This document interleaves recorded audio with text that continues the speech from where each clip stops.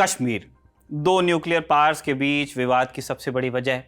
Jerusalem के बाद शायद दुनिया में सबसे विवादित जमीन का टुकड़ा है कश्मीर। कश्मीर के लिए भारत और पाकिस्तान के बीच कशमकश का इतिहास सिर्फ 75 साल पुराना है, क्योंकि पाकिस्तान वजूद में आया ही तब था। लेकिन कश्मीर को लेकर अलग अलग ताकतों में जद्दोजहद सदियों सदियों से चली आई है। 18वीं सदी के मध्य और 19वीं सदी के शुरुआत में यही कश्मीर अफगानिस्तान के दुर्रानी शासकों और सिख साम्राज्य के बीच तकरार की एक बड़ी वजह था। इसी के चक्कर में साल 1813 में सिखों और दुर्रानियों के बीच जंग हुई थी, जिसमें भाग लिया था हरि सिंह नलवा ने। यहां से फेमस हुई थी वो कहावत, सो जा बेटा वरना हरि सिंह नलवा आ जाएगा। और इस जंग में मिली जीत के बाद सिख फौज के हौसले इतने बढ़ गए कि न सिर्फ उन्होंने दुर्रानियों से कश्मीर को अपने कब्जे में किया, बल्कि सिख फौज दुर्रानी सल्तनत की सरहद तक पहुंच गई।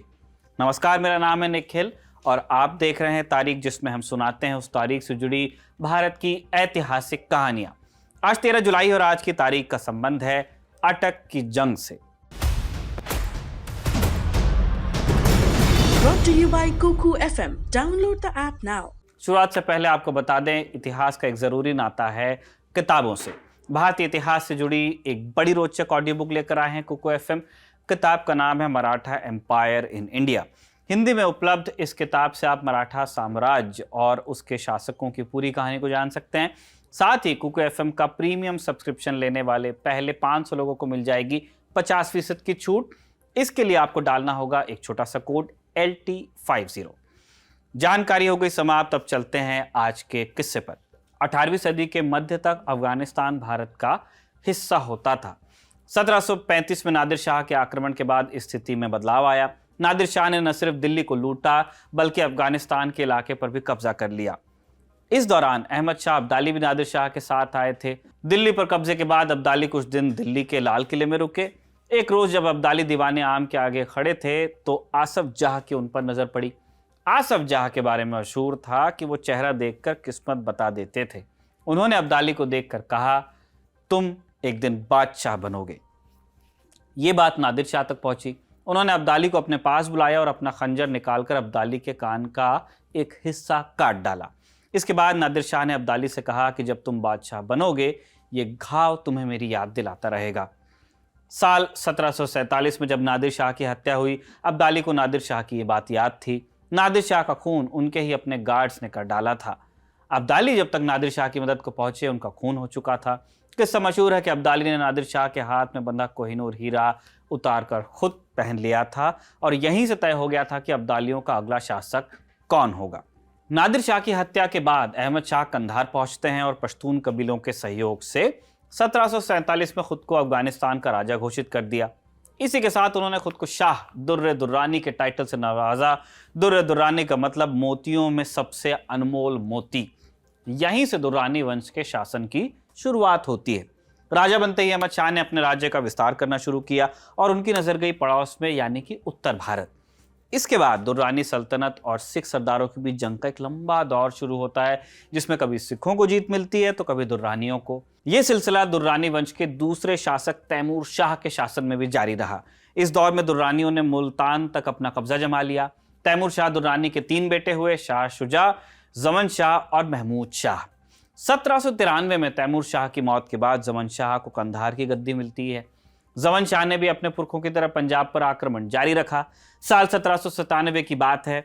रणजीत सिंह सिर्फ 17 साल के थे तब जब जमन शाह ने 12,000 की फौज के साथ पंजाब पर आक्रमण किया था, लेकिन वो पंजाब को हथियाने में सफल नहीं हो पाए।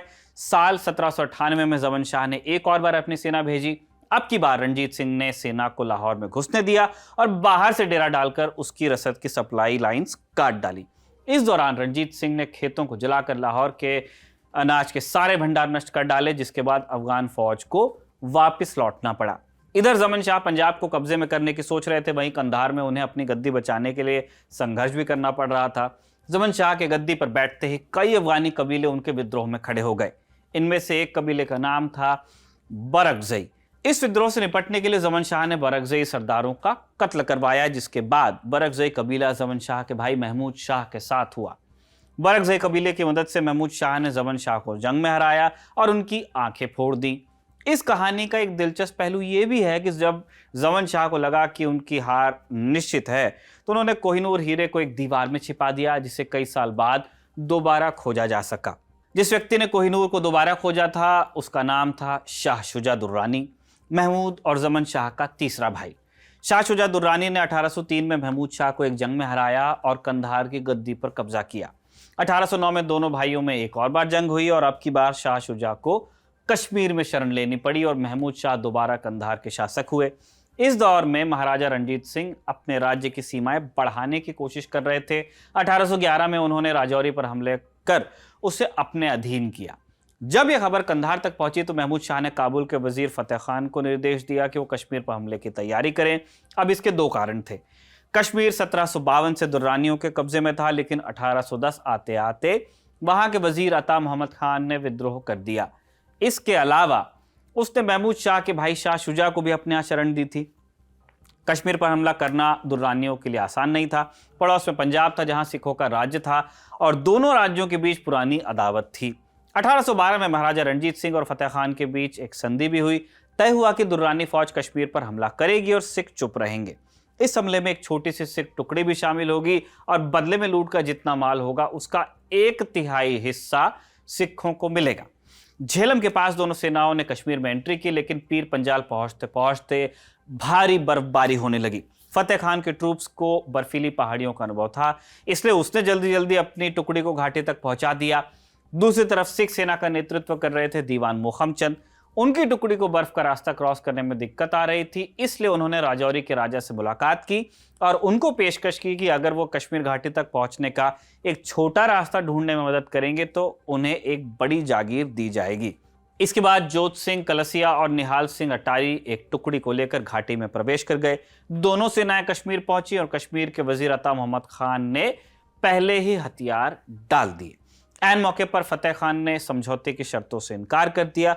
बोला कि हम पहले आए हैं, इसलिए सिखों को लूट का एक भी हिस्सा नहीं देंगे। मोहम्मद चंद के पास छोटी सी टुकड़ी थी, वो कश्मीर में फतेह खान का सामना कर नहीं सकते थे, लेकिन उन्होंने बदला लेने के लिए एक काम किया। शाह शुजा जो महमूद शाह का दुश्मन था, उससे वो लोग अपने साथ लाहौर ले गए। लाहौर में महाराजा रणजीत सिंह को जब पता चला कि दुर्रानी अपने वादे से पलट गए तो उन्होंने एक नई चाल चली। अटक का किला सिंधु नदी के किनारे पर पड़ता था। इस किले को अकबर ने बनाया था और इस पर दुर्रानियों का कब्जा था। इस किले की अहमियत यह थी कि इस पर अधिकार किए बिना आप सिंधु नदी को पार नहीं कर सकते थे। अटक किले का गवर्नर कश्मीर के वजीर मोहम्मद खान का भाई था। महाराजा रणजीत सिंह ने उससे हाथ मिलाते हुए अटक के किले पर कब्जा कर लिया। रणजीत सिंह को एहसास था कि दुर्रानी इस पर दोबारा कब्जा करने के लिए अपनी फौज भेजेंगे, इसलिए उन्होंने सिख सेना के सबसे पराक्रमी कमांडर हरि सिंह नलवा को किले की सुरक्षा के लिए तैनात किया। अब हरि सिंह नलवा की पूरी कहानी आप जानना चाहते हैं तो आप तारीख का 27 अप्रैल वाला एपिसोड देखिएगा, लिंक आपको डिस्क्रिप्शन में मिलेगा। अटक पर कब्जे की खबर जैसे ही कंधार पहुंची, फतेह खान कश्मीर से अपनी फौज लेकर रवाना हुआ। अप्रैल 1813 के आसपास ये सब हो रहा था। फतेह खान और अफगान फौज से निपटने के लिए महाराजा रणजीत सिंह ने दीवान मोहम्मद चंद को एक घुड़सवार टुकड़ी के साथ भेजा। कैवलरी पीछे पीछे आर्टिलरी और पैदल फौज भी पहुंची। दोनों सेनाओं ने एक दूसरे से 13 किलोमीटर की दूरी पर डेरा डाला हुआ था। जून के महीने में दोनों खेमों के बीच कुछ छिटपुट झड़पें हुई, लेकिन आक्रमण करने का कोई इरादा किसी ने किया नहीं, कोई तैयार नहीं हुआ। 12 जुलाई आते आते अफगान फौज की रसद खत्म होने लगी। दीवान मोहम्मद चंद को जब लगा कि अब युद्ध निश्चित है तो वो 8 किलोमीटर की दूरी पार कर हैदरू पहुंच गए। इसके बाद 13 जुलाई यानी आज ही के दिन दोनों फौजों की आपस में भिड़ंत हुई। जंग में क्या हुआ अब देखिए। दीवान मोहम्मद चंद ने अपनी घुड़सवार टुकड़ी को 4 हिस्सों में बांटा। इनमें से एक हिस्से का नेतृत्व मोहम्मद चंद खुद, दूसरे का नेतृत्व हरि सिंह नलवा कर रहे थे। अफगान घुड़सवार फौज भी 2 हिस्सों में बटी हुई थी, जिन्हें फतेह खान और उनका भाई दोस्त मोहम्मद लीड कर रहे थे। फतेह खान ने अपनी फौज को आगे भेजा, लेकिन सिख आर्टिलरी की गोलीबारी ने उन्हें खदेड़ दिया। इसके बाद दोस्त मोहम्मद अपनी टुकड़ी के साथ आगे बढ़े।